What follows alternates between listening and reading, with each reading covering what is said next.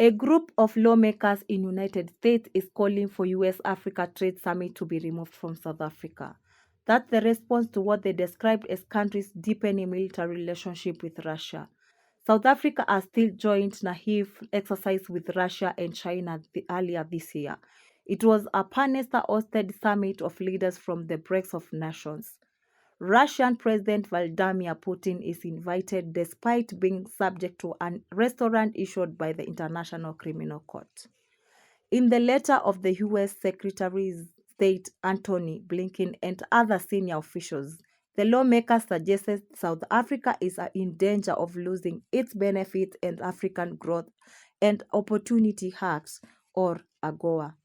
That's Washington's flagship trade program. It grants qualifying countries exports from the potential to the U.S. Johannesburg is due to host the AGOA Forum later this year. African nations will be seeking to extend the program scheduled to expire in 2025. South Africa exports to the U.S. and have reached nearly $1 billion in the first 3 months this year, making it the second biggest beneficiary of the Nigeria.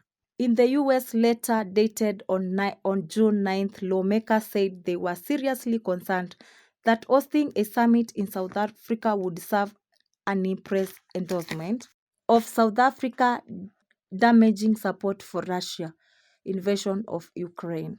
In the U.S. letter dated on June 9th, lawmakers said they were seriously concerned that hosting a summit in South Africa would serve as an impress endorsement of South Africa damaging support for Russia invasion of Ukraine. South Africa has declared its neutrality in Ukraine complete, which Russia calls a special military operation.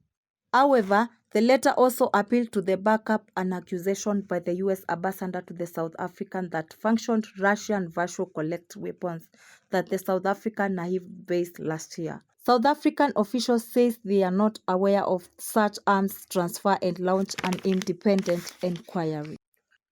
Referring to the letter, South African Foreign Ministry spokesman Antony Blinken said on the Twitter, there is no decision by the State Department / to the White House to move the AGOA forum from SI. South African Department of Trade and Industry said it was not planning to respond publicly to the letter.